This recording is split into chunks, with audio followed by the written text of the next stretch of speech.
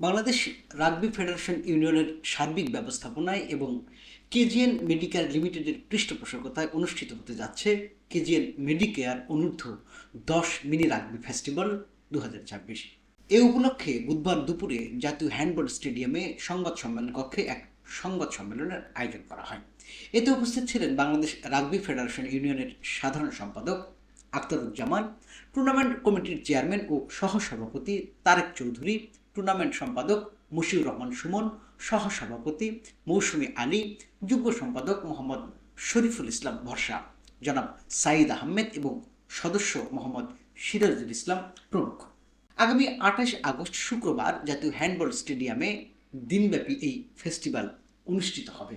এতে ঢাকার বিভিন্ন 6টি স্কুলের মোট 12টি দল অংশ নিচ্ছে, যেখানে প্রতি দলে 10 জন করে মোট 120 জন 10 বছরের কম বয়সী ক্ষুদে খেলোয়াড় অংশগ্রহণ করবে। তৃণমূলের প্রতিভা অন্বেষণ, শিশুদের প্রাথমিক স্তর থেকেই রাগবি খেলার সাথে পরিচয় করিয়ে দেয়া, শারীরিক ও মানসিক বিকাশে ভূমিকা রাখা এবং দলীয় সংহতি, শৃঙ্খলা ও নেতৃত্বের গুণাবলী তৈরির লক্ষ্যেই এই টুর্নামেন্টের আয়োজন করা হয়েছে। এছাড়া বাংলাদেশে রাগবি খেলাকে জনপ্রিয় করে তোলা এবং ভবিষ্যতের জন্য জাতীয় স্তরের খেলোয়াড় তৈরি করাও এই উদ্যোগের অন্যতম প্রধান উদ্দেশ্য।